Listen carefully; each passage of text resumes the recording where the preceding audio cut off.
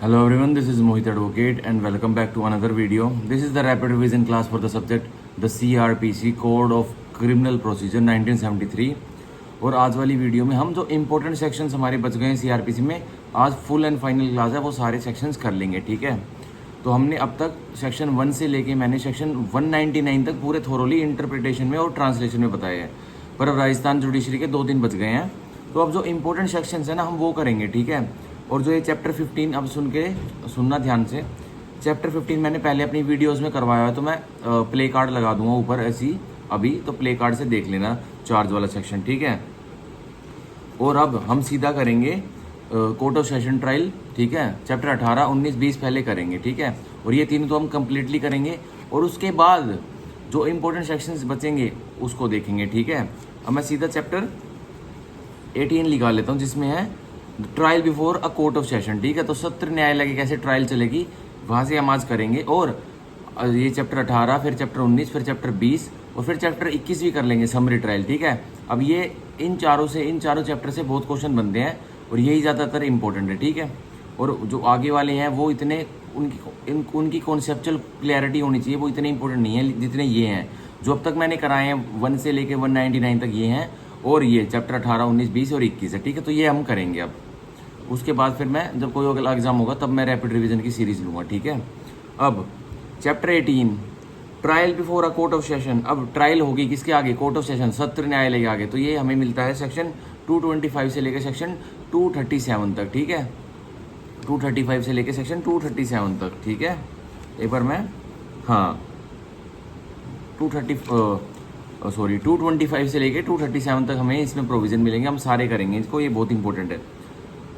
Chapter 18 trial before a court of session, section 225 trial to be conducted by public prosecutor. Trial कौन conduct करेगा सत्र न्यायालय के आगे? पब्लिक प्रोसिक्यूटर, सरकारी वकील ही करेगा। ठीक है, अब बॉडी पढ़ते हैं 225 की। In every trial before a court of session, हर एक ट्रायल में जो चलती है कोर्ट ऑफ सेशन के सामने, मतलब सत्र न्यायालय के सामने, the prosecution shall be conducted by the public prosecutor. तो अभियोजन कौन चलाएगा? पब्लिक प्रोसिक्यूटर चलाएगा, सरकारी वकील चलाएगा, जिसको या तो केंद्र सरकार नियुक्त करती है या राज्य सरकार नियुक्त करती है। ठीक है, कोई प्राइवेट वकील नहीं चलाएगा, अभियोजन प्रोसिक्यूशन जो चलाएगा। ठीक है, ये 225 था।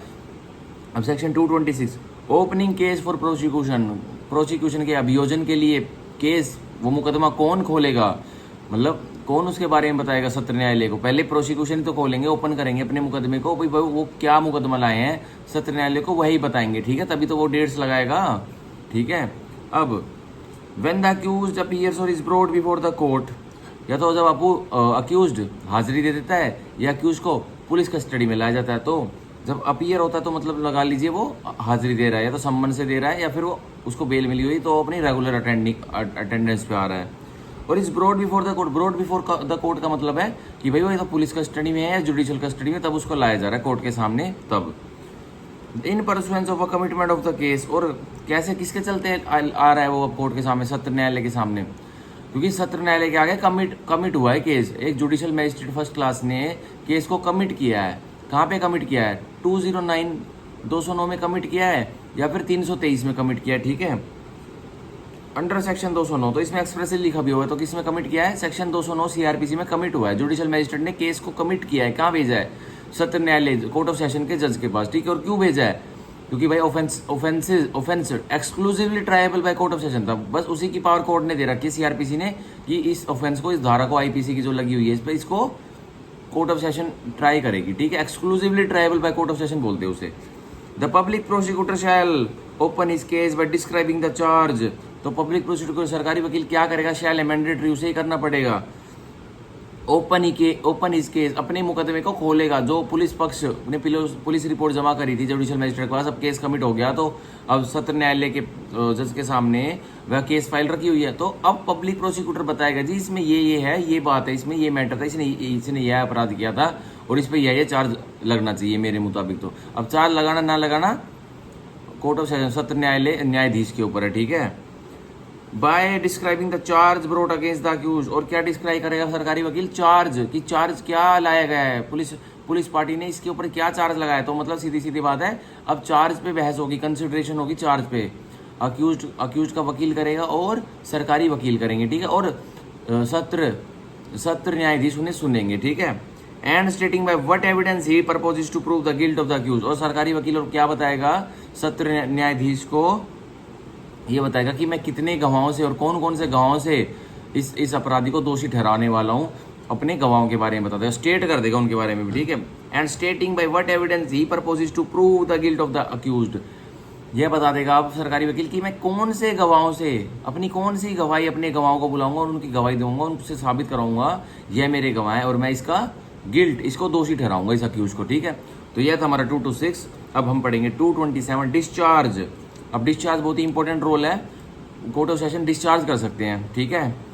If upon considering the record of the case and the document submitted there with, जब सत्र न्यायाधीश, कोर्ट ऑफ सेशन के न्यायाधीश क्या कर लेते हैं भाई, चार्ज के ऊपर कंसिडरेशन होगी प्रोसिक्यूशन वकील की, सरकारी वकील की और अक्यूज के वकील की, तो उन्होंने क्या किया, तो कंसिडरेशन की, विचार विमर्श किया भाई, वो उन्होंने आर्ग्यूमेंट करी, कंसिडरेशन करी चार्ज के ऊपर, सरकारी वकील बोल रहा है ये लगना चाहिए, यह लगना चाहिए क्योंकि इसमें ये एक्ट सीरियस है, इसने यह प्रोड्यूस किया था, और अब जो अक्यूज का वकील है वो बोल रहा है इसने तो कुछ प्रोड्यूस नहीं किया, इसने तो बस इसके तो ये चार्ज लगना चाहिए, वो बोल रहा है इसने लाठी डंडे मारे, एक व्यक्ति को ग्रीवियस हर्ट पहुंचाया, सरकारी वकील बोल रहा है, पर वो बोल रहा है लाठी डंडे तो मारे थे पर इसको ग्रीवियस हर्ट नहीं पहुंचा था, ये 20 दिन से ज़्यादा बेड पे नहीं पड़ा रहा था, इसको इतनी बोर्डली इंजरी नहीं हुई थी, हल्की सी हुई थी, तो इसको हार्ट लगाओ, 323 लगाओ, ठीक है। तो यह कंसिडरेशन पे चार्ज होती है।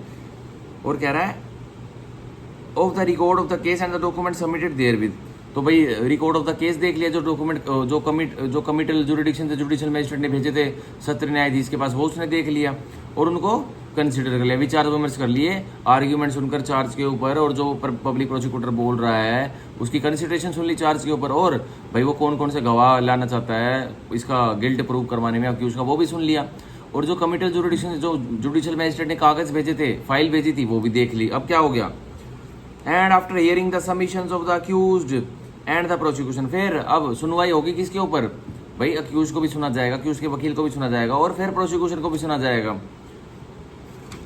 इन दिस बिहाफ, इसके बिहाफ में कि आगे की क्या कार्रवाई करनी है। अब वो तो जज करेंगे कार्रवाई, लेकिन भाई अक्यूज का वकील भी और प्रोसिक्यूशन भी कुछ ना कुछ तो बताएंगे ना, वो क्यों खड़े हैं कोर्ट में, अपराध के बारे में डिस्कशन होगी, ठीक है। द जज consider that there is not sufficient ground for proceeding against the accused, अब सत्र न्यायाधीश को यह लग जाता है, कोर्ट ऑफ सेशन जज को यह लग जाता है कि भाई कोई उचित आधार नहीं है कि इसको, मुलजिम को आगे इसके ऊपर ही बढ़ना चाहिए, इसने कोई अपराध नहीं कर रखा। He shall discharge the accused and record his reasons for doing so, तो अब सत्र न्यायाधीश क्या करेंगे, उस अक्यूज को डिस्चार्ज कर देंगे, डिस्चार्ज मतलब छोड़ देंगे, मुक्त कर देंगे, ठीक है, और अपने रीजंस रिकॉर्ड कर देंगे लिखित में। और तो एक अब ये and record his reasons for doing so, ये कौन से ऑर्डर होते हैं, ये विद स्पीकिंग ऑर्डर उसको डिस्चार्ज करेंगे, अपने पहले कारण लिखेंगे और फिर ही बोलेंगे you are discharge, you have not committed any offence, you are free to go, ठीक है। केस खत्म नहीं करा है, बस उसको डिस्चार्ज किया कि तूने नहीं किया है, ठीक है। अब सेक्शन 228 फ्रेमिंग ऑफ चार्ज, अब सत्र न्यायाधीश चार्ज फ्रेम किस में करते हैं, इसमें करते हैं। अब फ्रेमिंग ऑफ चार्ज बहुत ही एसेंशियल स्टेज है, फ्रेमिंग ऑफ चार्ज के बिना केस आगे प्रोसीड हो ही नहीं सकता, ट्रायल चल ही नहीं सकती। तो चार्ज फ्रेमिंग किसका हिस्सा है, इंक्वायरी प्रोसीडिंग का हिस्सा है, इंक्वायरी प्रोसीडिंग का हिस्सा है चार्ज फ्रेमिंग, ठीक है। तो अब चार्ज फ्रेमिंग कौन से स्टेज पर होती है, डॉक्यूमेंट पूरे कर दिए, अब नेक्स्ट स्टेप है चार्ज फ्रेमिंग, चार्ज फ्रेमिंग के बाद सीधी गवाहियां बुलाई जाती हैं, ठीक है। तो अब फ्रेमिंग ऑफ चार्ज सत्र न्यायाधीश 228 सेक्शन 228 सीआरपीसी में करते हैं।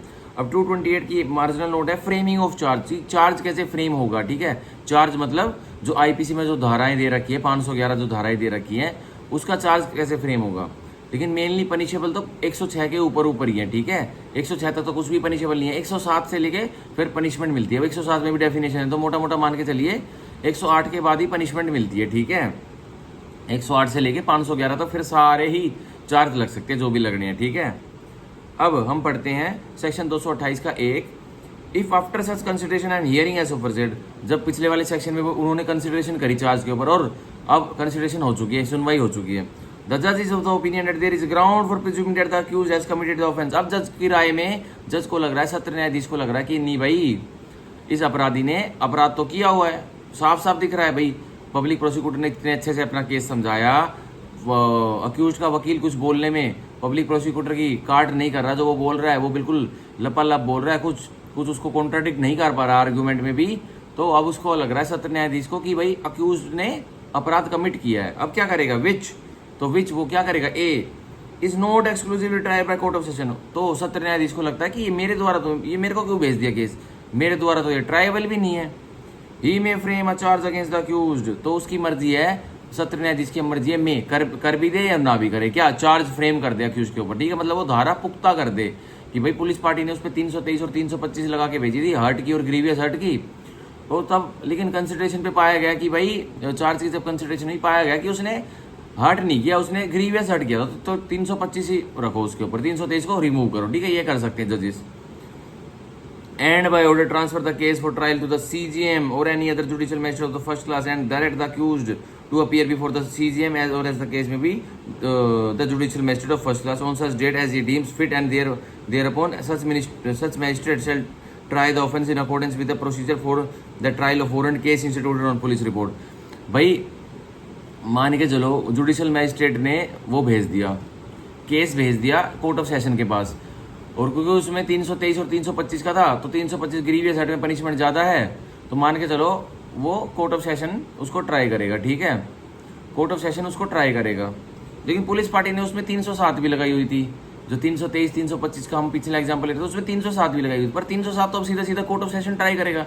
323 और 325 जुडिशियल मैजिस्ट्रेट कर सकता है ट्राई हरियाणा में, ठीक है, लेकिन 307 तो कोर्ट ऑफ सेशन ट्राई करेगा। लेकिन जब हुआ कोर्ट ऑफ सेशन को केस कमिट 209 में, तो कोर्ट ऑफ सेशन में सारी चीज़ कंसिडरेशन कर ली, पीपी ने अपना पक्ष रख दिया, मतलब शुरू जब केस खोलते हैं ओपन करते हैं उसने बोल करके रख दिया सब कुछ, और अक्यूज के वकील ने भी चार्ज पर बहस कर दी, मतलब कंसिडरेशन कर दी। तो अब क्या हो गया, सत्र न्यायाधीश को यह लगता है कि भाई इस अक्यूज ने ओनली ग्रीवियस हर्ट किया है, इसमें 323 और ये 307 का जो चार्ज लगा हुआ है यूजलेस है, इसने ये नहीं की है, ठीक है, ग्रीवियस हर्ट किया था, मार के चलिए सर पे हॉकी का डंडा मारा था, तो सर में कम से कम 10 टाके आ गए थे, ठीक है। अब भाई क्या उनकी पुलिस वालों की, इन्वेस्टिगेटिंग ऑफिसर की और विक्टिम की क्या तालमेल हुआ, उन्होंने 307 भी लगवा दी, ऐसे हो जाता है, ठीक है, प्रेशर आता है इन्वेस्टिगेटिंग ऑफिसर पे, तो वो चार्जेस को फेयर मॉडल कर देते हैं, ठीक है, कोई हैवी धारा लगा देते हैं ताकि भाई अक्यूज पे ज़्यादा प्रेशर बने और सीधा कोर्ट ऑफ सेशन में उसकी ट्रायल चले। अब या तो मैजिस्ट्रेट कोर्ट ऑफ सेशन सत्र न्यायाधीश क्या करेंगे, या तो भाई सीधा सीधा उसको पता चलेगा कि मैं मेरे एक्सक्लूसिव ट्राइबल, मैं तो इसको ट्रायल कर नहीं सकता क्योंकि अब ये 307 हट चुकी है, ठीक है, और ग्रीवियस हट भी हट चुकी है, बस इस पे क्या रह गया है, अब सिंपल हट रह गया है, ठीक है। तो अब क्या हुआ, चलो 307 ही हट चुकी है, हम ये मान लेते 307 हट चुकी है, अब कोर्ट ऑफ सेशन के ऊपर तो गई, जुरिडिक्शन कमिट हुआ था क्योंकि भाई 307 लगी हुई थी, अब 307 चार्ज पे हट गई है, तो वो यही कह रहे हैं कि अब कोर्ट ऑफ सेशन 323 सिंपल हट का और ग्रीवियस हट 325 का चार्ज फ्रेम कर दें या ना भी करें, तो सीधा केस को किसको ट्रांसफर कर दे, चीफ जुडिशियल मैजिस्ट्रेट को ट्रांसफर कर देंगे वो, ठीक है, सीजीएम को ट्रांसफर कर देंगे, या फिर जुडिशियल मैजिस्ट्रेट फर्स्ट क्लास को ट्रांसफर कर देंगे केस, चार्ज फ्रेम करके या चार्ज फ्रेम ना करके, ठीक है। तो आगे क्या होगा, अब जैसे ही सीजीएम को मिलेगा केस, तो वो भाई अपने किसी जूनियर को, सबऑर्डिनेट को, मैजिस्ट्रेट को ट्रांसफर कर देंगे, या फिर जुडिशियल मैजिस्ट्रेट को डायरेक्ट भेज दिया, तो अब अगर कोर्ट ऑफ सेशन ने चार्ज फ्रेम नहीं करा तो अब वो चार्ज फ्रेम करेगा और केस को सुनेगा कौन, सीजीएम सुनेगा, या तो रिस्पेक्टफुली, या फिर जुडिशियल मैजिस्ट्रेट फर्स्ट क्लास सुनेगा। और कौन सा मेथड अपनाएगा ट्रायल का, trial of warrant cases bye magistrate, ठीक है, चैप्टर 19 के अब वो प्रोविजंस अपनाएगा, सीधा सेक्शन 238 से लेकर सेक्शन 250 वाले प्रोविजंस अपनाएंगे वो सीजीएम भी और वो जुडिशियल मैजिस्ट्रेट भी, ठीक है, फर्स्ट क्लास वाला। तो ये था हमारा 228 का एक का बी, 228 का एक का ए, अब 228 का एक का हम बी पढ़ेंगे। Is exclusively triable by court, he shall frame in writing a charge against the accused. अब सब कुछ कंसिडरेशन सुनने के बाद सरकारी वकील की, पब्लिक प्रोसिक्यूटर की भी और भाई अक्यूज के वकील के भी चार्ज के ऊपर अब चार्ज फ्रेम करना है। भाई पता लग रहा है 323 भी की है, 325 भी की है और इस अपराधी ने 307 भी की है। अब भाई ये वाला केस तो exclusively triable by court of session है, एक्सक्लूसिवली जुरिडिक्शन बन रही है उसकी। तो अब कोर्ट ऑफ सेशन 228 के एक के बी में, सेक्शन 228 सब सेक्शन 1 अब क्लोज बी में चार्ज फ्रेम करेगा, किसके ऊपर, अक्यूज के ऊपर धारा लगा देगा कि हाँ भाई बहस बूस हो गई है, सब कुछ चार्ज पे कंसिडरेशन हो गई है, तेरे ऊपर मैं धारा लगाने वाला हूँ। वो चार्ज करेगा, उसको चार्ज करेगा कि अब मैं तेरे को इस ऑफेंस के लिए ट्राई करूंगा। कौन से के लिए, 323 के लिए, 325 के लिए, 307 के लिए, ठीक है, कि तूने एक व्यक्ति को चाटा मारा, उस व्यक्ति को तूने हॉकी स्टिक से उसका सर फाड़ने की कोशिश की और उसके सर में इतने टाके आ गए कि तूने उससे मर्डर हो जाता, ठीक है, उसकी हत्या भी हो सकती थी पर वो बच गया, तो उस पर अब 307 का भी चार्ज लग गया, ठीक है। तो अब 228 के 1 के बी में चार्ज फ्रेम करेंगे सत्र न्यायाधीश कोर्ट ऑफ सेशन के जज, ठीक है, उस अक्यूज पर। अब 228 का सबसेक्शन 2, वेयर द जज frames any charge under clause B of subsection 1, जहाँ कोर्ट ऑफ सेशन जज ने एक चार्ज फ्रेम कर लिया, किसमें, वही 1 के बी में अभी जो ऊपर पढ़ाया।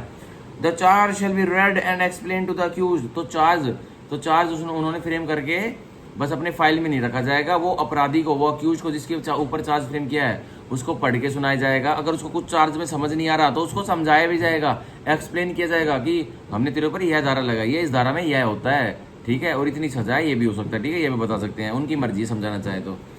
वैसे कौन ही समझाता है, चार्ज फ्रेम होती तो वकील अपने क्लाइंट को साइन करवाते और तुरंत ले जाते बाहर, ठीक है, वो तो वकील को पता ही है, क्यों समझाएगा उसे। अब अगर कोई वकील उसके तरफ से पेश नहीं हो तो अब समझाने की ड्यूटी भी बनती है, ठीक है, कोर्ट ऑफ सेशन की भी। Charge shall be read and explain to the accused, ठीक है, अपराधी को, and the accused shall be asked whether he pleads guilty of the offence charge or claims to be tried. और अब court of session सत्र न्यायाधीश accused से पूछेगा कि वेदर यू प्लीड गिल्टी, तुम अपने आप को क्या दोषी मानते हो, या तुम क्लेम्स टू बी ट्राइड, या तुम आगे अपना केस चलाना चाहते हो। तो 99% में क्या होता है, 99% केसेस में क्या होता है, अक्यूज्ड क्या कहता है, मैं अपना केस चलाना चाहता हूँ, मैं तो गिल्टी नहीं हूँ, मैं दोषी नहीं हूँ, तो यह होता है। तो अब 228 के 2 के लेटर पार्ट में उससे प्लीड गिल्टी भी पूछा जाएगा कि वेदर यू प्लीड गिल्टी, क्या तुम अपने आप को दोषी मानते हो। तो अगर वो करेगा तो नीचे सजा हो जाएगी उसको तुरंत, अगर नहीं मानता तो आगे ट्रायल चलेगी। अब ठीक है, तो अब हम पढ़ेंगे सेक्शन 229 ऑफ द चैप्टर 18, ठीक है, सेक्शन 229 हम पढ़ेंगे, conviction on plea of guilty. अब 228 के 2 में जो लेटर पार्ट में वेदर यू प्लीड गिल्टी पूछा था, अब वो अगर कह देता यस मैंने अपराध किया है, मैं दोषी हूँ, मेरे को सजा दे दो, तो 229 में अब उसको कन्विक्ट कर देंगे, सजा दे देंगे उसकी प्ली पे ही। जैसे उसने बोला ना हाँ मैं दोषी, तो आगे की ट्रायल क्या होगी, जब उसने एडमिट ही कर लिया यस मैंने ऑफेंस किया है, यस मैंने इसको डंडे मारे थे, यस मैंने इसको आप जो मेरे पे धारा लगाओगे वो लगाओगे, मैं पनिशमेंट सहने के लिए तैयार हूँ। तो ये 229 यही कहती है, conviction on plea of guilty, सजा हो जाएगी किस पर, जैसे उसने बोला कि यस आई एम गिल्टी। अब बॉडी पढ़ते हैं 229 की, if the accused pleads guilty, अगर अपराधी अपने आप को दोषी मान लेता है, द जज shall record the plea and may in this description convict him there. तो जज सत्र न्यायाधीश उसकी प्ली रिकॉर्ड करेंगे, जैसे उसने बोला कि यस, जैसे उसने शब्द बोले वो रिकॉर्ड करेंगे, और इन दिस डिस्क्रिप्शन, और इस डिस्क्रिप्शन में जैसे उसने गिल्टी बोला अपने आप को, तो पहले रिकॉर्ड रीजन होंगे, फिर उसको कन्विक्ट कर दिया जाएगा, उसको सजा दे दी जाएगी कि भाई हाँ तेरे को दोषी ठहरा दिया गया है, तू पहले तो मार रहा था हाँ मैंने अपराध किया है, तूने प्ली ऑफ गिल्ट मान ली कि हाँ तूने किया है, अब तेरे को दोषी ठहरा दिया गया है। अब अगली डेट लग जाएगी क्वांटम ऑफ सेंटेंस की, कि तेरे को जेल कितने सालों की कटवाई जाएगी। तो ये 229 होता है, ठीक है। अब सेक्शन 230, ये बहुत इंपॉर्टेंट है, डेट फॉर प्रोसिक्यूशन एविडेंस। अब अभियोजन पक्ष की गवाही के लिए तारीख लगाएगा सत्र न्यायाधीश, ठीक है, 230 में लगाता है वो। अब पढ़ेंगे बॉडी 230 की, if the accused refuses to plead or does not plead. भाई अपराधी क्या करता है कि मैं कुछ या तो बोलता है कि मैं तो अपनी ट्रायल क्लेम करना चाहता हूँ, मैं तो आगे बढ़ूंगा, आप मेरे ऊपर केस चलेगी, मैं देखूंगा मेरे को कौन वो करेगा, मैं अपना केस लड़ूंगा, ठीक है, या लड़वाऊंगा वकील से। और डज नॉट प्लीड, या कुछ बोलता ही नहीं है, वो पूछ रहा है वेदर यू प्लीड गिल्टी, जज पूछ रहा है accused whether you plead guilty, कुछ नहीं बोलता वो, nothing, he is mum, okay, he is mum, he is silent. और claims to be tried or is not convicted under section 229, या वो बोलता है कि भाई मेरी ट्रायल चलाओ, या फिर क्या करता है, या तो इम्प्लाइडली 229 में उसको कन्विक्ट नहीं किया जाता, तो ऑब्वियसली ट्रायल चलेगी उसकी अक्यूज की। द जज shall fix a date for the examination of witnesses. तो अब कोर्ट ऑफ सेशन सत्र न्यायाधीश क्या करेंगे, एक तारीख फिक्स कर देंगे, एक दिनांक फिक्स कर देंगे, और किस चीज के लिए, जो उस केस में उसके खिलाफ गवाह हैं, जो प्रोसिक्यूशन गवाह पेश करेगा अपने, उनकी गवाही के लिए, उनकी परीक्षा लेने के लिए, कि वो आओ और अपनी गवाही दो और अपना परीक्षा दो, ठीक है, एग्जामिनेशन होगा अब गवाहों का, बस डेट लगेगी, अभी एग्जामिनेशन नीचे वाले में होगा। And may on the application of the prosecution, और अब मे है कोर्ट ऑफ सेशन, अगर अभियोजन पक्ष ने कोई एप्लीकेशन लगाई, कोई पत्र लगाया सत्र न्यायाधीश के सामने, तो अब क्या होगा, issue any process for compelling the attendance of any witness. तो अब अभियोजन पक्ष अप्लाई करेगा एप्लीकेशन लगा के कि किस सीक्वेंस में गवाहों को बुलाना है, तो अब एप्लीकेशन अलाउड होगी, सत्र न्यायाधीश करेगा, और अब गवाहों को बारी बारी करके जिस हिसाब से बुलाने हैं अभियोजन ने, उस हिसाब से गवाहों को बुलाया जाएगा कोर्ट में, ठीक है। और the production of any document और अदर थिंग, या फिर अभियोजन पक्ष को कोई दस्तावेज मंगवाने हैं या कोई और वस्तु मंगवानी है जो अपराध से जुड़ी हुई है, तो उसके लिए भी पत्र लगाएगा अभियोजन पक्ष प्रोसिक्यूशन और फिर वह चीज़ मंगवाई जाएगी कोर्ट में, ठीक है। तो यह था हमारा सेक्शन 230, पूरा अच्छे से समझाया रैपिडली वे में फ्री के मतलब के लिए। अब सेक्शन 231 एविडेंस फॉर प्रोसिक्यूशन। अब अभियोजन पक्ष के गवाहों की गवाही कैसे होगी वो 231 में दिया। और 231 का एक on the dates of fixed, जो 230 में जो डेट लगाई थी ना कि गवाह आएंगे और अपनी परीक्षा देंगे और एग्जामिनेशन होगा, उनका उसी डेट के बारे में बात हो रही है। On the dates of fixed, जो डेट फिक्स कही थी उस दिन की बात हो रही है। अब क्या होता है उस दिन, द जज shall proceed to take all such evidence as may be produced in support of the prosecution. तो अब वो गवाह आ गए हैं कोर्ट में, तो जज अब सत्र न्यायाधीश क्या करेंगे, सारी गवाहियां, सारे गवाह जो आए हैं उनकी गवाहियां ले लेंगे और as may be produced in support of the prosecution, जो भी प्रोसिक्यूशन के सपोर्ट में जो उस दिन जो डेट फिक्स गई थी उतने गवाह आए हैं उनकी गवाही ले ली जाएगी, ठीक है। और जज लेंगे उसको, ठीक है, अपनी उपस्थिति में लेंगे, ठीक है। अब 231 का तो होता है जज में, तो जज की डिस्क्रिप्शन है, किसकी, सत्र न्यायाधीश की डिस्क्रिप्शन है, में कर भी सकते हैं नहीं भी कर सकते, क्या, इन इज डिस्क्रिप्शन, अपने डिस्क्रिप्शन में, अपनी मर्जी में, permit the cross examination of any witness to be deferred, permit कर देंगे कि डिफेंस को बोल देंगे कि डिफेंस एप्लीकेशन लगाएगा, सर ट्रायल स्टेज पे अभी ये गवाह आ तो गया है, इसका चीफ हो गया, चीफ मतलब उसने जो उसको बोलना था अपनी गवाही देनी थी वो गवाही दे दी है, पर वकील ने, अक्यूज के वकील ने अब तक उसका क्रॉस नहीं किया है गवाह का, तो उसको बोलते हैं कि अक्यूज का वकील एप्लीकेशन लगा देगा कि मैं अभी इसका डेफर्ड, इसका क्रॉस नहीं करना चाहता, इसको मतलब इससे कुछ प्रश्न नहीं पूछना चाहता जो इसने गवाही दी है, मैं रिकॉर्ड देखूंगा इसको, भाई उसका हक है, वो डेफर्ड करवा लेगा, इसको बोलते हैं डेफर्ड करवाना। मतलब अब प्रोसिक्यूशन, अभियोजन पक्ष के गवाह ने गवाही दी, ठीक है, अक्यूज के विरुद्ध दी, अब पूरी उसके पास डिस्क्रिप्शन है, मतलब अब अक्यूज का वकील अप्लाई करेगा कोर्ट में, सर क्रॉस एग्जामिनेशन के लिए अगली तारीख दी जाए और डेफर्ड करा जाए, मैं इसको आज एग्जामिन नहीं करूंगा क्योंकि मेरे को जो ये इसने इसका चीफ लिखवाया इसने जो, इसको मैं अच्छे से पढ़ूंगा और अपने क्रॉस के क्वेश्चन रेडी करके लाऊंगा, ठीक है, ये तो राइट है भाई। अब कोर्ट 100% केसेस में डेफर्ड कर ही देते हैं, ठीक है भाई, अक्यूज के भी इंटरेस्ट देखने पड़ते हैं, 100% केसेस में डेफर्ड हो जाती है और फिर वकील उसका कागज निकलवा लेता, वो विटनेस की गवाही का उसकी नकल निकलवा लेता और उसको फिर जो अगली तारीख लगती है वहां तक अपने क्वेश्चंस जो उसको क्रॉस करने हैं उस विटनेस से, उस गवाह से, वो क्रॉस कर लेता उससे, ठीक है। फिर आगे बोला deferred until any other witness or witnesses have been examined or recall any witnesses for further cross examination, या फिर अक्यूज के तो सारे ये डेफर्ड उफर्ड करवा लेंगे और जब तक कोई अगला कोई विटनेस नहीं आ जाता तब तक डेफर्ड होगा। तो मान के चलिए विटनेस ए था और विटनेस बी था और विटनेस सी था और विटनेस डी था, 4 विटनेस थे, प्रोसिक्यूशन पक्ष 4 विटनेस पर रिलाई करता था कि हम इन 4 विटनेस की गवाही कराएंगे और अक्यूज एक्स को सजा करवा देंगे अटेम्प्ट टू मर्डर की, ठीक है। पर क्या हुआ, जो विटनेस ए था जिस दिन तारीख फिक्स करी, आ जाओ भाई गवाही के लिए आ जाओ, कोर्ट ऑफ सेशन ने तारीख फिक्स की, तो जो विटनेस ए था और बी था वो दोनों आए, अब दोनों की चीफ हो गया, मतलब उनकी गवाहियां ट्रायल स्टेज पे लिखवा ली गई, ठीक है। पर अब अक्यूज के वकील ने क्या बोला सर ए ने जो गवाही दी और बी ने जो गवाही दी है इनका मैं क्रॉस आज नहीं करूंगा, मतलब इनसे प्रश्नबाजी मैं नहीं करूंगा, मैं इनको अगली तारीख पर करूंगा। तो अब अगली तारीख पर सी भी आ जाता है, तो पहले उनका क्रॉस होगा ए और बी का, फिर सी का एग्जामिनेशन होगा, ठीक है। और अगर मान के चलो अब उसी दिन ही ए और बी का क्रॉस हो जाता जिस दिन उन्होंने चीफ लिखवाया था, अपनी गवाही दी थी, तो उनका क्रॉस अक्यूज के वकील ने उस दिन ही कर लिया होता और वो चले गए। फिर अगली तारीख पर सी आता है गवाही देने, जो उस केस में गवाह था, सी आता है, तो क्या अब अक्यूज का वकील, अपराधी का वकील एप्लीकेशन लगा सकता है कि भाई जो ए और बी थे उनको दोबारा बुलाओ, री एग्जामिन करना चाहता हूं मैं, उनको रिकॉल करो, ऑब्वियसली कर सकता है। तो अब सी के एग्जामिन होने से पहले ए और बी को दोबारा उनका क्रॉस एग्जामिनेशन होगा दोबारा, ठीक है।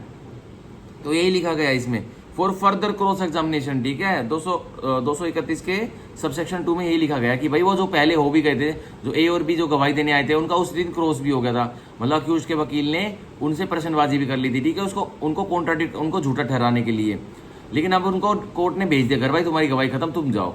लेकिन फिर जब सी विटनेस आया कोर्ट में 2-4 दिन बाद जब गवाही देने, तो अक्यूज का वकील बोलता है सर अभी मेरा मन नहीं भरा है, मैं थोड़े बहुत और क्वेश्चन पूछना चाहता हूं उससे, तो उनको दोबारा बुला लिया जाएगा और फर्दर क्रॉस एग्जामिनेशन करेगा अब अक्यूज का वकील, ठीक है।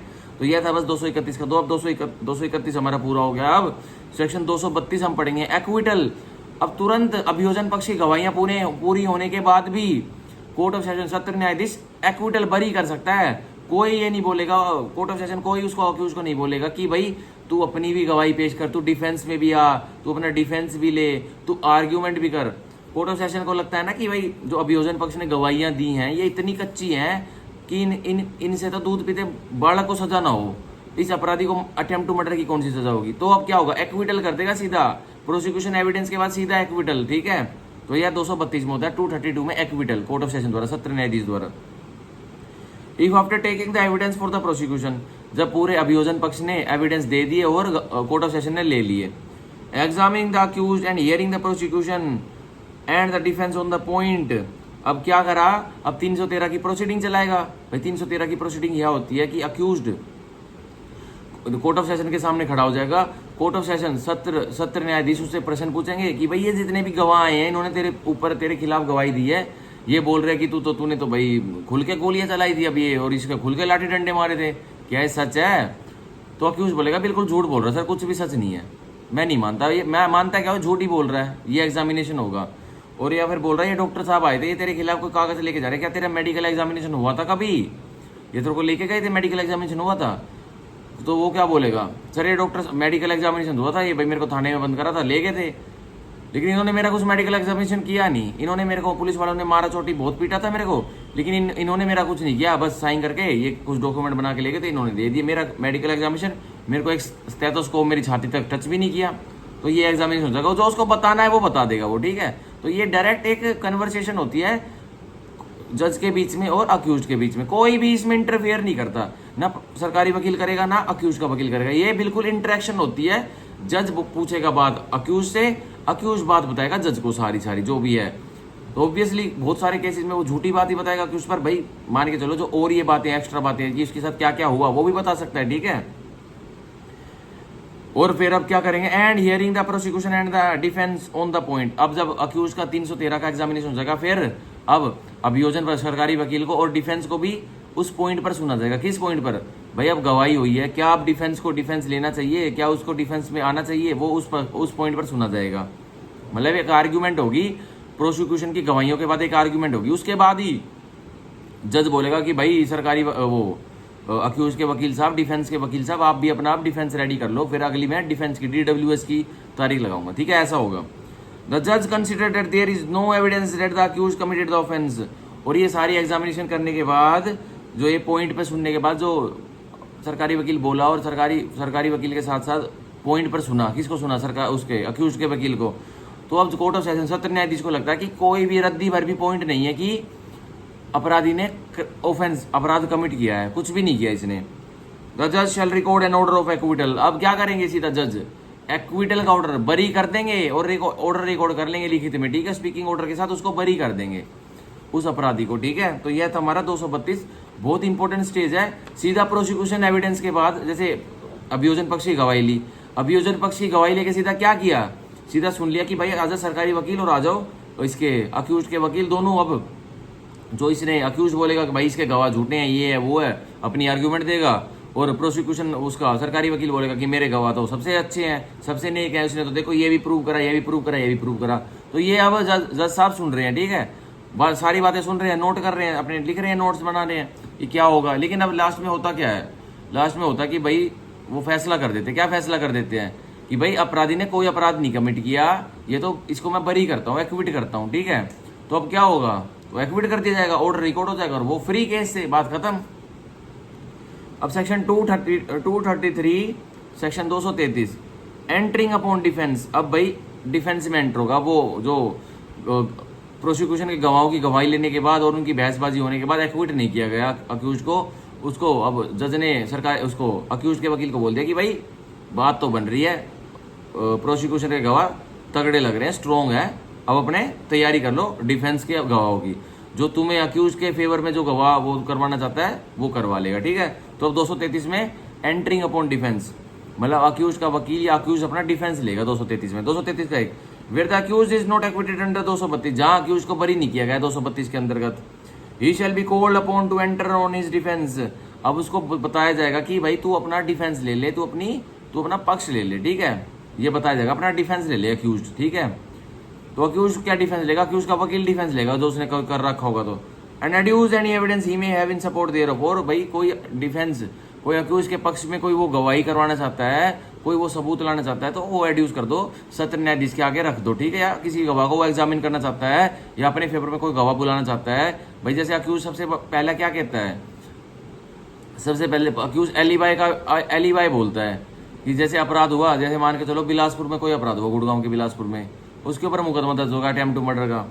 अब अक्यूज सबसे पहला अपराध, ये कॉमन है लो में, क्या लेगा, प्ली ऑफ एलिबाई लेगा। प्ली ऑफ एलिबाई क्या होती है, ये कहेगा कि मैं तो वहां तो प्रेजेंट ही नहीं था बिलासपुर में, ये मेरे को पुलिस वाला बता रहा है, मेरे पे चार्ज इसने लिख गया है और आपने मेरे को चार्ज कर दिया।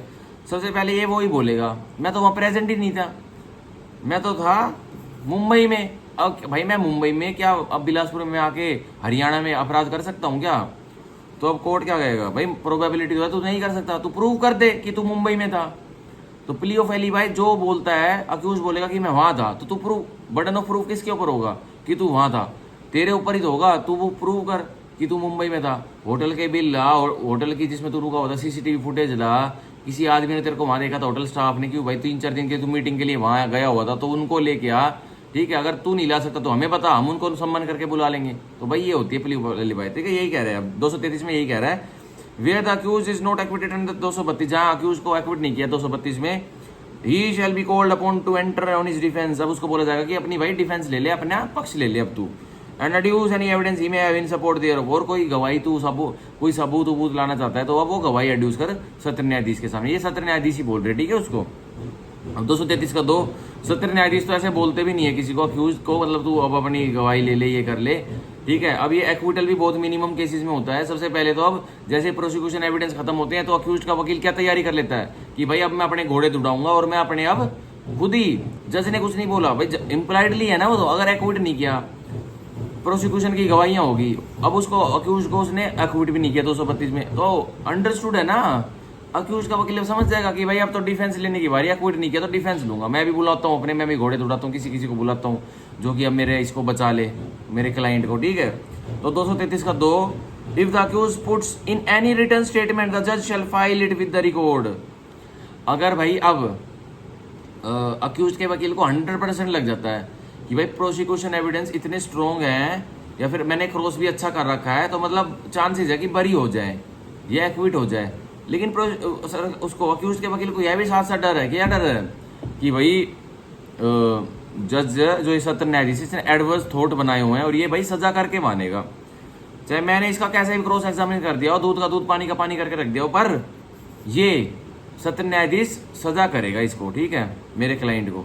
तो अब वो क्या करेगा, तो डिफेंस जब देगा ना तो वो अपनी गवाहियां जो देगा तो उसके साथ कोई जैसे आर्गुमेंट करेंगे, वो फाइनल आर्गुमेंट होती है प्रोसिक्यूशन और एविडेंस की, जब भाई सब कुछ डिफेंस की भी एविडेंस गवाहियां खत्म हो जाती है तो उसके बाद फाइनल आर्गुमेंट होती है। तो अक्यूज का वकील क्या करेगा, तो बोलेगा जी मैं मौखिक रूप से कुछ नहीं बोलना चाहता, मैं 2-4 बात बोलना चाहता हूँ, लेकिन मैं जो मैंने 10 पन्नों की एक रिटर्न स्टेटमेंट कुछ लिख करके अपना डिफेंस की सारी जो मैं बोलना चाहता हूँ मैंने इसमें दी है, अपने इन पन्नों में 10 पन्नों में मैंने पूरा अपना डिफेंस जो मैं आर्गुमेंट करूंगा लास्ट वाली जो आज होनी है, मैं 2-3 लाइन तो यह बोल दी मैंने, अब मेरी पूरी डिफेंस जो मेरा है ये मैं आपको देता हूँ।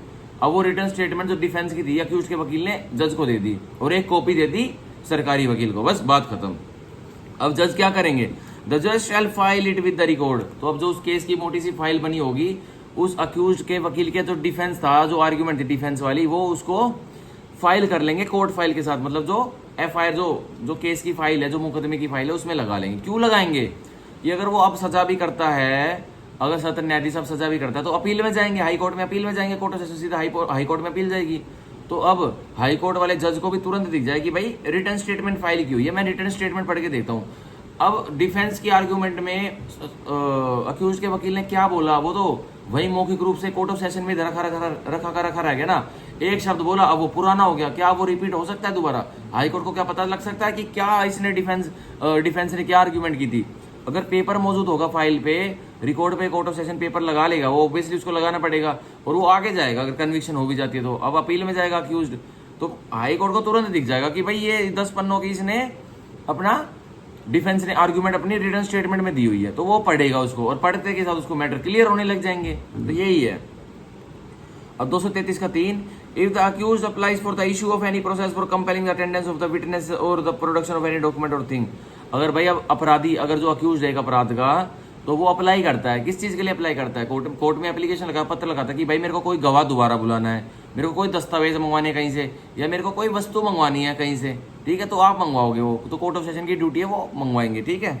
अब पढ़ते था जज शैल अमेंडेड, अब कोर्ट ऑफ सेशन की ड्यूटी है, मंगवाना ही पड़ेगा, तो जज शैल इशू सच प्रोसेस, तो जज इशू कर देगा वो प्रोसेस, वह उस गवाह को बुलाने के लिए, उस दस्तावेज को मंगवाने के लिए, उस वस्तु को मंगवाने के लिए, अनलेस कब नहीं करेगा जज, ही कंसिडर्स, सत्र न्यायाधीश को लगता है क्या, for reasons to be recorded, अपने कारण रिकॉर्ड करेगा लिखित में, that such application should be refused, की ऐसी जो एप्लीकेशन ये अपराधी ने लगाई है किसी गवाह को बुलाने की, किसी दस्तावेज को मंगवाने, किसी वस्तु को मंगवाने, ये रेफ्यूज कर देनी चाहिए, मना कर देनी चाहिए। क्यों? On the ground it is made for the purpose of vexation or delay or for defeating the ends of justice, की अपराधी ने ऐसे ही लगाई है, मतलब डिले करने के लिए, ताकि इसको सजा करने में 2-3 महीने का और विलंब हो जाए, ये और बाहर बेल पे रहे, इसलिए लगाई है बस इसने, कि भाई एक गवाह को बुलाया जाएगा, वो नहीं आया गवाह, कोई दस्तावेज को बुलाया जाएगा, मान लो वो दस्तावेज भी 2-3 महीने तक नहीं आया, और कोर्ट को सजा करनी थी उसको कल ही, भाई मतलब अब उसने कुछ प्रोसेस को अप्लाई कर दिया, जो सजा 1 हफ्ते में होनी थी ना, अब वो 2-3 महीने डिले हो जाएगी, तो कोर्ट को लग जाएगा कि भाई कुछ ग्राउंड नहीं है, कोई आधार नहीं है, इसने यूं ही एप्लीकेशन लगाई बेफजूली में, वैक्सेशन के लिए लगाई है, मतलब यूं ही टाइम का, कोर्ट का टाइम खराब करने के लिए लगाई, तो वो उसको रेफ्यूज कर देगा एप्लीकेशन को। कुछ किसी गवाह को नहीं बुलाया जाएगा, किसी डॉक्यूमेंट को नहीं बुलाया जाएगा, कोई वस्तु अदर थिंग को भी नहीं बुलाया जाएगा कोर्ट में, ठीक है। For defeating the ends of justice, और सिर्फ क्यों की है अक्यूज ने ये एप्लीकेशन क्यों पेश की है, for defeating the ends of justice, न्याय को हराने के लिए, न्याय प्राप्त ना हो जाए प्रोसिक्यूशन को, न्याय प्राप्त ना हो जाए विक्टिम को, इसलिए उसने एप्लीकेशन मेड की है, तो उसको रेफ्यूज कर देंगे, ठीक है। तो यह था हमारा 233। अब पढ़ेंगे हम 234 234, जो कि बताता है आर्ग्यूमेंट्स। अब बहस कैसे होगी, when the examination of the witness is if any for the defence is complete, जब भाई डिफेंस ने कोई अपना गवाह बुलाए हैं, अगर कोई बुलाए हैं तो तब वह डिफेंस की गवाही ले ली जाती है, वो कंप्लीट हो, समाप्त हो जाती है। The prosecutor shall sum up his case, तो सरकारी वकील अपने केस को सम अप करेगा, जो केस फैला हुआ है उसको सारी बात कड़ियों से कड़िए जोड़ेगा और सत्र न्यायाधीश को बता देगा कि जी मैंने यह प्रूव किया, मेरे इस गवाह ने यह प्रूव किया, मेरे उस गवाह ने यह बोला, और हमने यह ऑब्जेक्ट ला के दिए, यह दस्तावेज हमने ला के दिए, ये देखो डॉक्टर की फोरेंसिक रिपोर्ट, ये देखो बैलिस्टिक रिपोर्ट, सारी चीजें बता देगा, सम अप कर देगा अपने केस को, ठीक है। And the accused or his pleader shall be entitled to reply, अब जब सरकारी वकील सम अप करेगा अपने केस को बताएगा कि भाई हमने ये 3-4 गवाहियां पेश की, हमने 2 डॉक्टर पेश किए, हमने मेडिकल रिपोर्टें लगाई, ये सब किया, ठीक है। तो अब जो अक्यूज्ड है या अक्यूज्ड का वकील है वो रिप्लाई भी दे सकता है। रिप्लाई ऑब्वियसली फिर कैसे देगा, आर्गुमेंट में देगा, उसको रिबटल करेगा कि भाई तूने जो ये गवाह लाए थे इसको तो कॉन्ट्रडिक्शन मैंने की हुई है, ये तो झूठा है बिल्कुल, ये होगा, ठीक है। अब 234 का proviso, provided where any point of law is raised by the accused or his pleader, बताया गया है कोई अपराधी ने या अपराधी के वकील ने, अक्यूज्ड के वकील ने कोई कानून का पॉइंट रेज कर दिया अपनी आर्गुमेंट में कि ये कानून ऐसा है, इस कानून में तो यह लिखा हुआ है, वो सत्र न्यायाधीश कुछ और सोच रहे हैं उस कानून के बारे में, उसने रेज कर दिया, तो अब क्या होगा, the prosecution may with the permission of the जज make his submissions with regard to such point of law, तो अब सरकारी कर्मचारी जैसे ही, वो सरकारी कर्मचारी कह रहा, सरकारी वकील जैसे ही अपराधी ने, अपराधी के वकील ने बोला कि भाई इस लॉ में तो यह लिखा हुआ है, लेकिन सत्र न्यायाधीश को कुछ अलग लग रहा है, ठीक है, लेकिन कंफ्यूजन बनी हुई है, लेकिन अपराधी बोलता है कि नहीं इसकी इंटरप्रिटेशन तो यह है, और भाई कुछ पॉइंट ऑफ लॉ रेज कर देता कि इस कानून में तो यह लिखा हुआ है, ठीक है, यह लिखा हुआ है। तो अब प्रोसिक्यूशन सरकारी वकील क्या करेगा, कोर्ट की इजाजत लेगा, यूं नहीं कि उसने बोला पॉइंट ऑफ लॉ, अपराधी के वकील ने बोला कि भाई ऐसा लिखा हुआ है और ये इसमें इतनी सजा, ये सजा है, तो अब क्या करेगा, तो सरकारी वकील पे बोलना चालू नहीं कर देगा, डायरेक्ट कोर्ट की इजाजत लेगा, सर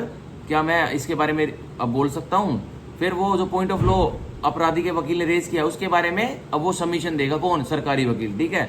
यूं नहीं है कि बिना उसके कोर्ट से पूछे, बिना अब वो उसने बेधड़क बोलना चालू करे, no it is not allowed. Return है, परमिशन ऑफ द जज में है, ले भी सकता है, नहीं भी ले सकता, बोल भी सकता है, ठीक है, और फिर बोलेगा, फिर रिप्लाई देगा अपना और सबमिशंस देगा कि वो क्या सोचता है, सरकारी वकील क्या सोचता है उस पॉइंट ऑफ लॉ पर, तो अपने सबमिशंस देगा, ठीक है, उस पॉइंट ऑफ लॉ पे। तो ये था हमारा 234। हम पढ़ेंगे 235, जजमेंट ऑफ एक्विटल और कन्विक्शन। अब निर्णय लिखवाया जाएगा, या तो एक्विटल का मतलब होता है बरी करना, मतलब केस से फ्री करना, बरी, भाई अब तेरे ऊपर कोई ट्रायल नहीं है, तो बरी है, बाइज्जत बरी, ठीक है। और कन्विक्शन, यह निर्णय लिखवाया गया किसका, कन्विक्शन का, मतलब दोषी ठहरा दिया गया है, ठीक है। और 235 का 1, after hearing arguments and points of law, क्या आर्ग्यूमेंट सुनने के बाद, बहस सुनने के बाद, और कानून की बहस सुनने के बाद, ठीक है, रैंडमली कोई चाचा चौधरी की कहानी नहीं सुननी, कानून के मुद्दों पर बहस सुननी है हर जज को, ठीक है भाई। फैक्ट्स की सुनेगा, ये फैक्ट्स थे जी, और ये इसमें मैं ये रेलिवेंट है, ये इररेलीवेंट है, एविडेंस एक्ट के सारी बहसबाजी होगी। इफ एनी अगर कोई है तो द जज shall give a judgment in the case, तो जज की ड्यूटी है, क्या है सत्र न्यायाधीश की क्या ड्यूटी है, शैल अमेंडेड है कि उसको तो निर्णय, एक मुकदमे में निर्णय तो देना ही पड़ेगा। अब 235 का दो, if the accused is convicted, अगर तो अपराधी को दोषी ठहरा दिया गया है, द जज शैल, तो जज की ड्यूटी है क्या करेगा, shall amendatory, unless he proceeds in accordance with the provisions of section 360, unless भाई 360 प्रोबेशन और एडमिनिस्ट्रेशन में नहीं जाता है तब तक वो क्या करेगा भाई, 360 में चला जाता तो छोड़ो, अब वो क्या करेगा, यह करेगा। Hear the accused on the question of sentence, अब अक्यूज से जो अपराधी है जिसको वो दोषी ठहराएगा उससे भी सुनेगा। भाई मैं आपको आज क्वांटम ऑफ सेंटेंस के लिए बुलाया गया है, मैं आपको जेल कितनी काटनी है आपको वो लिखवाऊंगा ऑर्डर, क्वांटम ऑफ सेंटेंस बोलते हैं उसे। तो वो अब अक्यूज क्या बोलेगा, सर मैं बहुत गरीब आदमी हूँ, मेरे तो दो बेटी हैं, एक बेटा है, मेरी माँ भी बीमार रहती है, मेरे पापा भी बीमार रहते हैं, मैं ही अकेला सोल ब्रेड अर्नर हूँ, मैं ही अपने परिवार के लिए रोटी कमाता हूँ, और मैं कोई आप जेल कर दोगे अटेम्प्ट टू मर्डर की, आप मेरे को 10 साल अंदर कटवा दोगे तो मेरे परिवार का तो बेड़ा गर्क हो जाएगा। तो अब अक्यूज को सुनता है जज, तो अक्यूज को जज सुनता है। अब सत्र न्यायाधीश मन में सोचते रहे हैं भाई, इतनी यही उनकी मन की बात है, मैं बता रहा हूँ, ऐसा ही सोचते हैं कि भाई इतना ही तेरे को परिवार की लगी थी तो पहले तूने क्यों गोली चलाई, तूने क्यों उसके ऊपर मर्डर का वो करा। तो ऐसा कुछ नहीं सुनते। अगर कोई जेन्युइनली रीजंस हैं तो 360 में मूव कर जाते हैं, 360 में एडमोनिशन और प्रोबेशन में मूव कर जाते हो तो उसको छोड़ देते हैं मुचल का भरवा के, 3 सालों तक के लिए छोड़ दिया जाता है। 3 सालों के बाद तो ऑब्वियसली उसको सजा मिलेगी, लेकिन 3 सालों तक के लिए छोड़ दिया जाता है अगर तो वह भाई दिखा देता है कुछ उचित कारण, गुड कॉज शो करता है तो। लेकिन मेनली क्वांटम ऑफ सेंटेंस पे तो जो मैंने अभी बताया कि भाई मेरे 2 बेटियां हैं, एक बेटा है, मेरी वाइफ भी बीमार रहती है, मेरी माँ भी बीमार रहती है, मेरे पापा बीमार रहते हैं और मैं अकेला कमाने वाला हूँ, तो ऐसा सब अक्यूज्ड बोलते हैं, ठीक है। बोलते भी क्या है, हल्का फुल्का बस यही बोल देते, 2-4 बातें जज सुन लेता है, कुछ नहीं करना होता उन्हें, मतलब जेन्युइनली अगर कुछ सुनकर कुछ जेन्युइन रीजन है तो 360 में चले जाते हैं, प्रोबेशन और एडमोनिशन में वैसे कोई दिक्कत नहीं है। अब देखिए, and then pass sentence on him according to law, और जो कानून ने जो सजा, जो जेल कटवाने की सजा आईपीसी में जो सब्सटेंटिव लॉ में दी हुई ना, उतनी सजाई उस धारा जो उस पर लगी हुई है, अटेम्प्ट टू मर्डर जो लगा हुआ है 307 लगा हुआ, 325 लगा हुआ है, उतनी सजाई पास करेंगे। उसमें लिखा हुआ है कि 3 साल की मिलेगी ग्रीवियस एक्ट में, फॉर एग्जाम्पल कितनी भी लिखी हो जाए, मर्डर में भी लिखा हुआ अप टू उम्र कैद तक मिल सकती है उसमें अटेम्प्ट टू मर्डर में। तो कह रहे हैं अब अपनी डिस्क्रिप्शन में जितनी भी कानून के द्वारा जो सजा लिखी हुई है वही देंगे। यूं नहीं है कि अटेम्प्ट टू मर्डर में उन्हें देनी थी उम्र क्या है तो वो दे रहे हैं फांसी की सजा, ये नहीं दे सकते। क्या वो अकॉर्डिंग टू लॉ है? नहीं, तो ऐसे नहीं दे सकते, ठीक है। तो यहाँ हमारा खत्म सेक्शन 235। हम पढ़ेंगे सेक्शन 236, यह बहुत इंपॉर्टेंट है समझने के लिए, प्रीवियस कन्विक्शन। अब हम पढ़ेंगे प्रीवियस कन्विक्शन। भाई किसी दोषी को एक केस में दोषी ठहराया, किसी अपराधी को एक केस में दोषी ठहराया, क्या अब उसको पहले भी कभी दोषी ठहराया जा चुका था और उसने फिर कोई अपराध कर दिया जिसमें दूसरे बार भी उसको दोषी ठहरा दिया गया है, तो प्रीवियस कन्विक्शन उसकी प्रूव होगी 236 में, ठीक है। पूरी जब ट्रायल चल रही है, पूरी ट्रायल तक कोई भी नहीं बोल सकता कि भाई इसको पहले भी सजा हो चुकी है, क्योंकि जज बायसनेस क्रिएट कर लेंगे अपने मन में कि इसको पहले भी सजा हो चुकी है, इसने किया ही होगा ये। तो ये बिल्कुल रूल बना हुआ है 236 में कि ना तो प्रोसिक्यूशन पहले बोलेगा, चुप रहेगा, और अक्यूज को तो बोलने की क्यों जरूरत है कि भाई मेरे को पहले भी सजा हो चुकी है। प्रोसिक्यूशन बिल्कुल साइलेंट रहेगा, अभियोजन पर सरकारी वकील नहीं बोल सकता, उस पर बार है कि वो नहीं बोल सकता। जब बोल सकता है जब अक्यूज ने बोला हो कि भाई मेरे को सजा नहीं हो रखी, तो वो ऑब्वियसली जब उसको दोषी ठहरा दिया गया है, किसको, अक्यूज को, दूसरी ट्रायल जो उसकी दूसरे केस की ट्रायल चल रही थी, पहले केस में उसको कभी हुई होगी 10 साल पहले कोई सजा 2-3 साल की, ठीक है। अब दूसरा उसने कोई केस कर दिया जेल से छूटने के 2-3 साल बाद ही, अब उसमें दूसरे केस में भी उसको सजा उसको कन्विक्ट कर दिया गया, दोषी ठहरा दिया गया है। तो अब उसको दोषी ठहरा दिया गया है ना, अब प्रोसिक्यूशन के गेट खुल जाएंगे कि अब प्रोसिक्यूशन उसको जो प्रीवियस सजा हुई थी ना उसके बारे में बता सकता है, और सिर्फ किस चीज के लिए, कि इसकी सजा एनहेंस हो सके, कि भाई जो इसको अब मिलनी है ना, अगर इसने कोई बॉडी और प्रॉपर्टी वाले अपराध किए अपराधी ने, तो इसकी अब सजा एनहेंस हो सके, मतलब कुछ और बढ़कर मिल सके। तो बढ़कर सेक्शन 75 आईपीसी लग जाएगा, तो बढ़कर कितनी मिल सकती है, मान के चलिए एक ए है, ए ने 2011 में एक ड्वेलिंग हाउस में चोरी की थी, तो 2012 के खत्म होने से पहले ए को 7 साल की जेल कर दी थी। किसने? कोर्ट ऑफ सेशन ने या फिर जुडिशियल मैजिस्ट्रेट ने 7 साल, जुडिशियल मैजिस्ट्रेट तो कर नहीं सकते, वो 6 साल की कर सकते हैं, ट्वाइस भी करेंगे तो सत्र न्यायालय ने कर दी थी, ठीक है। 7 साल की उसको जेल की हवा करवा दी थी। तो 2012 से लेके 7 साल उसने जेल में काटे। कितने साल हो गए? 13, 14, 15, 16, 17, 18, 19। 2019 में वह जेल से बाहर आया। एक साल 2020 तक लॉकडाउन में शांत बैठा। 2021 में फिर से उसने एक ड्वेलिंग हाउस में चोरी कर ली, ठीक है। और 2021 में फिर से चोरी कर ली, तो फिर से पुलिस ने पकड़ा उसको, इन्वेस्टिगेशन चली, इंक्वायरी चली, ट्रायल चली, फिर से कोर्ट ऑफ सेशन ने उसको दोषी ठहरा दिया गया है। अब जैसे उसको सेकंड पनिशमेंट में दोषी ठहराया ना, ऐसे ही प्रोसिक्यूशन के पास क्या आ जाएगा, शक्ति आ जाएगी कि अब उसकी प्रीवियस जो 2012 में उसकी कन्विक्शन हुई थी एक घर में ड्वेलिंग हाउस में चोरी करने की, अब वो सजा उसमें केस में दे सकते हैं। और सिर्फ क्यों देंगे? सिर्फ इस वजह से देंगे ताकि अब जो दूसरे केस में उसको एक को सजा होने वाली है वो 7 साल ना हो, वो कब तक हो जाए? वो उम्र कैद तक हो जाए, ठीक है। ये लिखा हुआ है सेक्शन 75 आईपीसी में, एनहेंसमेंट होती है पनिशमेंट की, सजाओं की एनहेंसमेंट होती है, ठीक है। तो अब ये था पूरा मोटा मोटा 236। अब इसको पढ़ लेते हैं, रीडिंग ले लेते हैं प्रीवियस कन्विक्शन की। सेक्शन 236 पढ़ रहा हूँ। In a case where a previous conviction is charge under the provision of section 7 of 211, कह रहा है केस में एक फौजदारी मुकदमे, क्रिमिनल मुकदमे में चार्ज किया गया था। और चार्ज क्या किया गया था? चार्ज लगाया गया था 211 के साथ का। 211 के साथ का चार्ज लगता है, मतलब प्रीवियस कन्विक्शन, मतलब ये पहले भी अपराधी ठहरा, मतलब इसे जेल जूल काट के आ चुका है, तो प्रीवियस कन्विक्शन का इसको पहले भी दोषी ठहराया जा चुका है किसी अपराध में, उसका चार्ज लगता है। तो जज की पावर है या तो भाई उसी टाइम लगा ले, या फिर जब उसको दूसरे ऑफेंस के लिए अपराधी ठहरा रहा है जब लगा ले, ठीक है। बाद में भी लगा सकते हैं 211 के साथ को, इसके चार्ज को।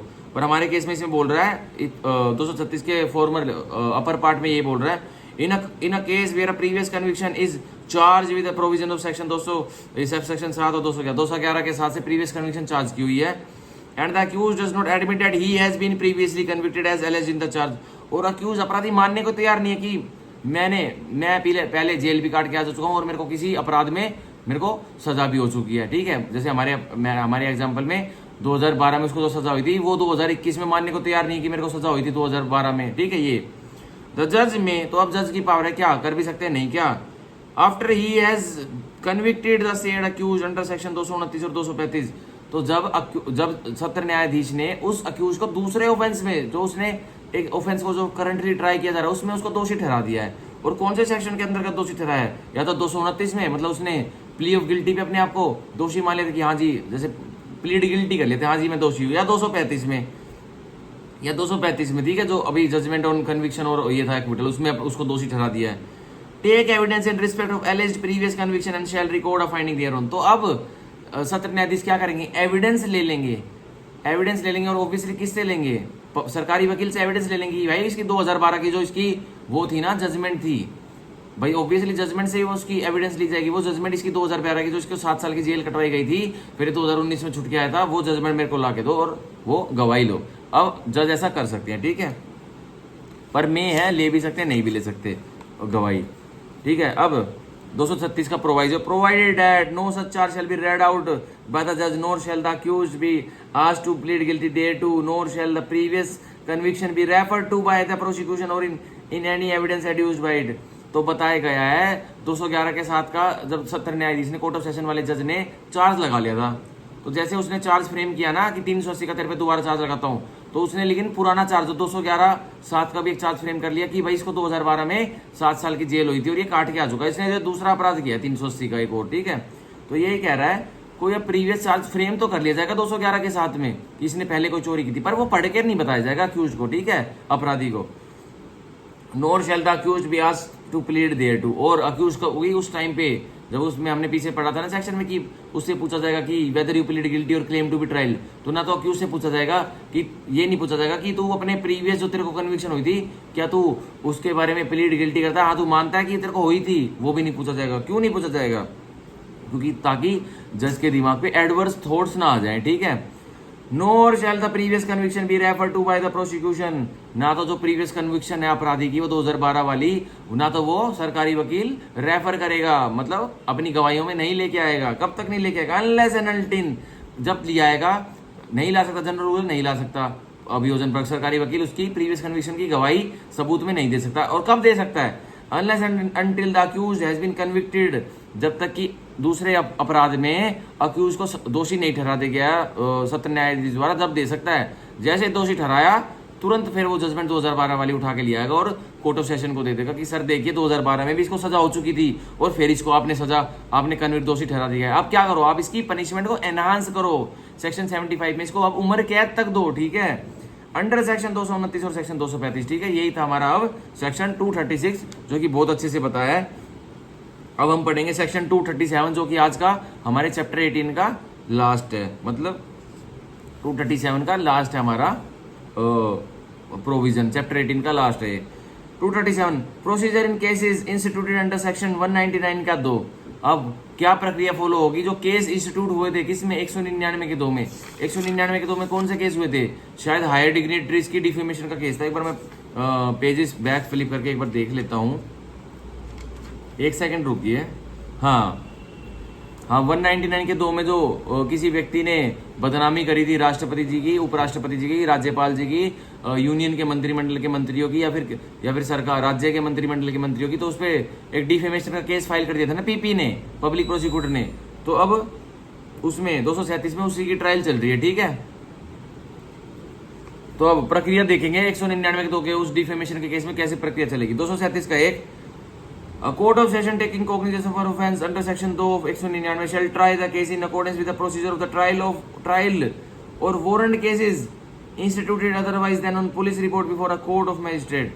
तो अब कोर्ट ऑफ सेशन जो ट्रायल चलाएंगे, जो एक पब्लिक प्रोसिक्यूटर ने कंप्लेंट फाइल करी, दरखास्त फाइल करी थी कि जी इस व्यक्ति ने हमारे राष्ट्रपति साहब की, उपराष्ट्रपति साहब की, गवर्नर राज्यपाल साहब की बेइज्जती करी थी, बदनामी करी थी, और उन्होंने कुछ कार्य किया था अपनी ऑफिशियल ड्यूटीज में, उसको लेकर इसने कुछ बयान दिए थे। तो अब पीपी सामने कोर्ट ऑफ सेशन ने कोग्निजेंस ली, तो उन्होंने कंप्लेंट दी थी। तो अब कोर्ट ऑफ सेशन कौन सा मेथड फॉलो करेंगे, कौन सा करेंगे, ये लिखा हुआ है, shall try the case in accordance with the procedure for the trial. तो जो या तो जो चैप्टर 18 के प्रोविजन लगते हैं 225 से लेकर 237 तक वो अपना लेंगे, ठीक है। और warrant cases instituted otherwise than on police report, या फिर जो चैप्टर 19 जो trial of warrant cases before magistrate के जो प्रोविजन लगते हैं 238 से लेकर 250 तक, तो उनको कोर्ट ऑफ सेशन अपना लेगा, ठीक है। मजिस्ट्रेट के प्रोविजंस कोर्ट ऑफ सेशन अपना लेगा अपनी ट्रायल में, ठीक है, before a court of magistrate, ठीक है। जाओ जो कि चैप्टर 18 में मजिस्ट्रेट के सामने लगते हैं वारंट केसेस में, वो कोर्ट ऑफ सेशन वो प्रोविजंस अपना लेगा। और कब, cases instituted otherwise than on police report. अब जो मजिस्ट्रेट भाई वारंट केसेस का ट्रायल होता है मजिस्ट्रेट के द्वारा चैप्टर 19 में, अब जो पुलिस रिपोर्ट के अदरवाइज जो प्रोसीजर होता है ना, जैसे अब चैप्टर 19 में police otherwise on police report कौन से होता है चालू, अभी बताता हूँ, रुको। हाँ, सेक्शन 244 से लेके सेक्शन 247 तक के प्रोविजन अप्लाई कर लेगा कौन, कोर्ट ऑफ सेशन 199 की 2 की ट्रायल में, ठीक है, अपने सामने 244 से लेके 247 तक के प्रोविजंस अप्लाई कर देगा, ठीक है, कोर्ट ऑफ सेशन उसकी डिफेमेशन के केस में जो पीपी ने पत्र फाइल किया था कि जी हमारे राष्ट्रपति साहब की बदनामी की है इस अक्यूज ने, जिसपे मैंने कंप्लेंट फाइल की है। तो अब 237 का 2, 237 का 1 का proviso, provided that the person against whom the offence is alleged to have been committed shall. तो बताया गया है जैसे जिस व्यक्ति के विरुद्ध एक अपराध घटा, जैसे किसी व्यक्ति की बदनामी हुई है और वो व्यक्ति राष्ट्रपति जी है, उपराष्ट्रपति जी है, राज्यपाल जी है और एक्सेट्रा, चाहे कोई भी है, मतलब जो उससे जो लिस्ट में 199 की 2 की लिस्ट में गया वो है व्यक्ति, तो शैल क्या मैंडेटरी क्या करना पड़ेगा, unless the court of session, भाई जब तक ये कोर्ट ऑफ सेशन ना बोले तब तक वो क्या करेंगे, for reasons to be recorded, सत्र न्यायालय न्यायाधीश अपने रीजंस रिकॉर्ड करेंगे और क्या करेंगे, otherwise directs be examined, sorry for reasons to be recorded, otherwise directs be examined as witness for the prosecution.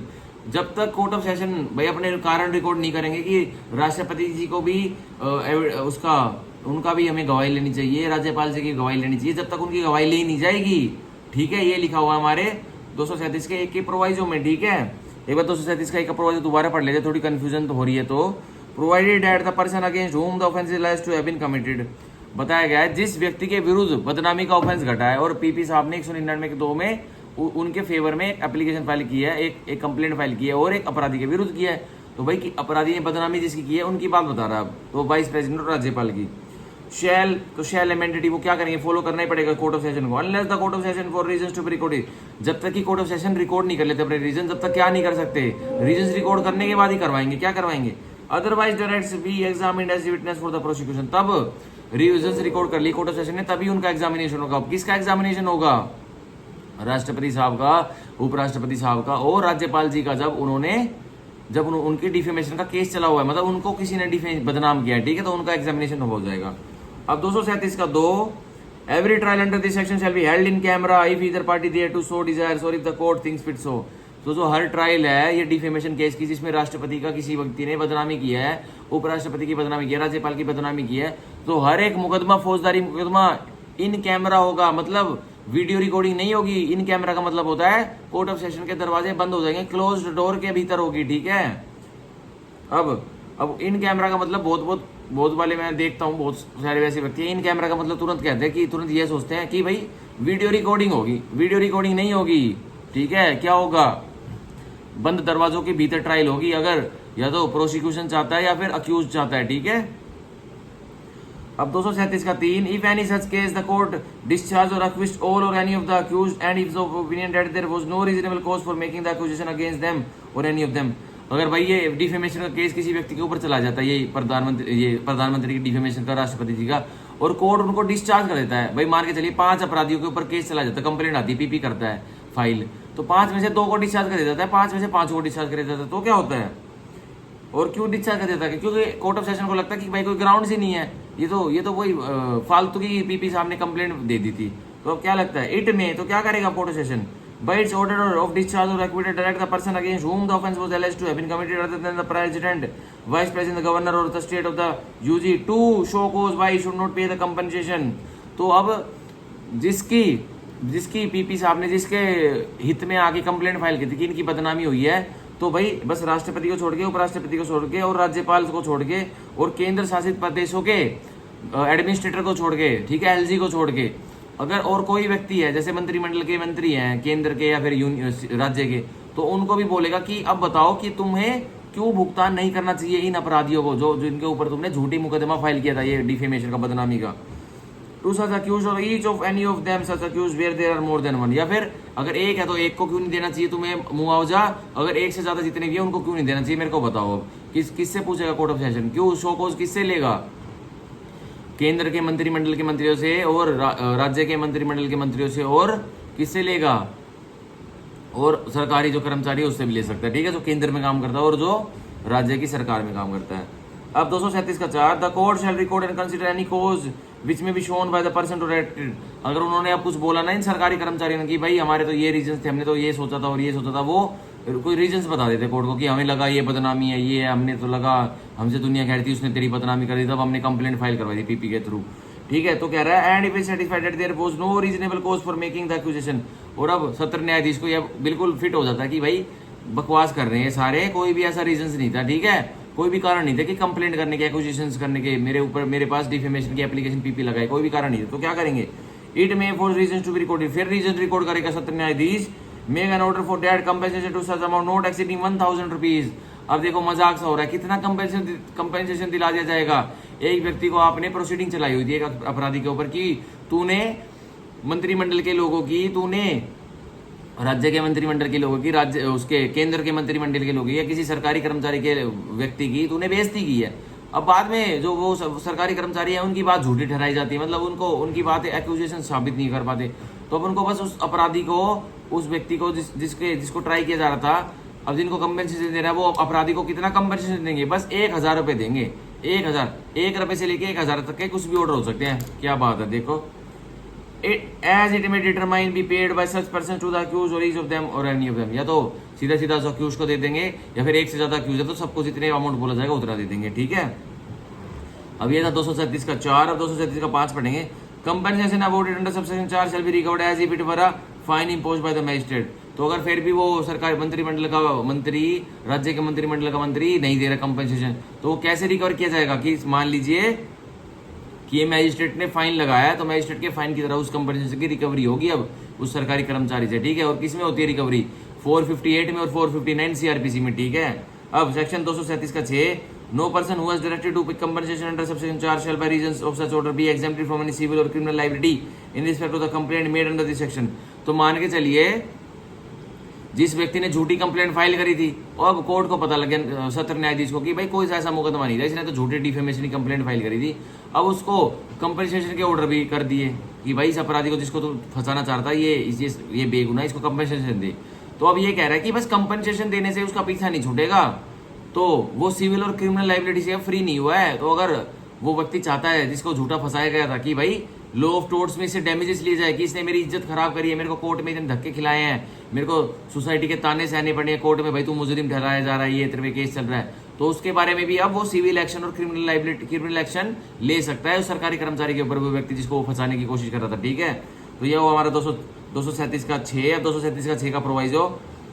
Provided that any amount paid to an accused person under this section shall be taken into account in awarding compensation to such person in any subsequent civil suit relating to same matter। अब मान के चलिए कोई compensation court of session ने उस व्यक्ति को दिला दिया जिसके विरुद्ध झूठी कंप्लेंट फाइल हुई थी डिफेमेशन की, और उसने उस व्यक्ति ने दे भी दिया, जो जिसको बताया था, जिसने डिफेमेशन फाइल की थी वो झूठा ठहरा दिया, और उसको अब जिसको फंसाना चाहता था उसको 1000 रुपये दिला दिए। अब बाद में जाके वो सिविल मुकदमा फाइल कर देता था लॉ ऑफ टोर्ट्स में, वो व्यक्ति जिसको झूठा फंसाया गया था। अब सिविल कोर्ट ने भी उसके फेवर में 2000 की डिग्री पास कर दी। तो यही कह रहा है कि सिविल कोर्ट अब क्रिमिनल कोर्ट ने जो 1000 रुपये का ऑर्डर पास किया था ना, उसको देखेगा कि भाई 1000 इसको पहले मिल चुके हैं, तो अब इसको 1000 ही दिलाया जाए। ठीक है, तो ये कह रहा है हमारा 237 का 6 का प्रोवाइजो। अब 237 का 7, the person who has been ordered under subsection 4 to pay compensation, जिस व्यक्ति को सबसेक्शन 4 में कंपनसेशन भुगतान देने के लिए बोला था, ऑब्वियसली सरकारी कर्मचारी को देने के लिए बोला था, ताकि क्योंकि उसने झूठी डिफेमेशन की कंप्लेंट दी थी कोर्ट में। मे अपील फ्रॉम द ऑर्डर, तो वो व्यक्ति जो भुगतान का ऑर्डर देने के बोला था, वो व्यक्ति अपील कर सकता है। कहाँ कर सकता है? In so far as relate to the payment of compensation to the high court, और सिर्फ किस से रिलेट होनी चाहिए वो अपील? उस भुगतान के ऑर्डर से रिलेट होनी चाहिए, ना कि उस कंप्लेंट से रिलेट होनी चाहिए कि मेरी कंप्लेंट को तो भाई मैंने जो दी थी ये तो सच्ची थी, मेरी बदनामी हुई थी, कोर्ट ऑफ सेशन ने बोला कोई बदनामी नहीं हुई थी और भुगतान करने के लिए बोल दिया था। तो अब उस कंप्लेंट की अपील नहीं करेगा वो डिसाइड होगी, लेकिन किसकी अपील करेगा वो? भाई जो मेरे को 1000 रुपये भुगतान के लिए बोले सरकारी कर्मचारी को, जो पहले एक आरोपी पे एक अक्यूज पे आरोप लगा रहा था कि इसने मेरी बदनामी की, बाद में सब कुछ झूठा का झूठा, सब कुछ दूध का दूध पानी का पानी होता था कि भाई सरकारी कर्मचारी तेरी कोई बदनामी नहीं हुई यार, इस अक्यूज को तूने बेफालतू में फंसाया था। तो अब वो उस भुगतान के ऑर्डर की अपील कर सकता है, पर उस ऑर्डर की अपील नहीं जो उसको बताया कि तू झूठा है, कोई इसके खिलाफ इसने कोई तेरी बदनामी नहीं की, उसकी नहीं कर सकता। ठीक है, और कहाँ करेगा उस भुगतान के ऑर्डर की भी अपील? वो सरकारी कर्मचारी है, वो मंत्रिमंडल का व्यक्ति हाई कोर्ट में करेगा, उच्च न्यायालय में। ठीक है, अब 237 का सब सेक्शन 8 जो कि आज हमारा अगला रहेगा, लास्ट रहेगा, फिर हम चैप्टर 19 और चैप्टर 20 कल करेंगे। ठीक है, अब क्योंकि ये कोर्ट ऑफ सेशन की ट्रायल बिल्कुल डिटेल में समझाई है। अब 237 का 8, when an order for payment of compensation to an accused person is made, जब एक ऑर्डर भुगतान का अक्यूज्ड पर्सन के हित में पास हो जाता है। ठीक है, the compensation shall not be paid to him before the period allowed for the presentation of the appeal has been allowed, तो कंपनसेशन तब तक नहीं दिया जाएगा अक्यूज्ड को जब तक कि वो भुगतान के लिए जो बोला गया था एक सरकारी कर्मचारी को, उसकी अपील का पीरियड नहीं निकल जाता। भाई अपील फाइल होगी तो क्या कंपनसेशन, अपील फाइल नहीं हुई तो कंपनसेशन दिला दिया जाएगा। एज इलेव्स और if an appeal is presented before the appeal has been decided, ये अपील प्रेजेंट तो कर दी गई थी भुगतान के ऑर्डर से पहले, जैसे भुगतान का ऑर्डर हो गया, अब 30 दिन चल रहे हैं जिसमें अपील फाइल करनी है, तो 15 दिन के अंदर सरकारी कर्मचारी ने अपील फाइल कर दी कंपनसेशन के ऑर्डर के लिए, कंपनसेशन ऑर्डर जो उसको हुआ था उसके लिए अपील फाइल कर दी हाई कोर्ट में।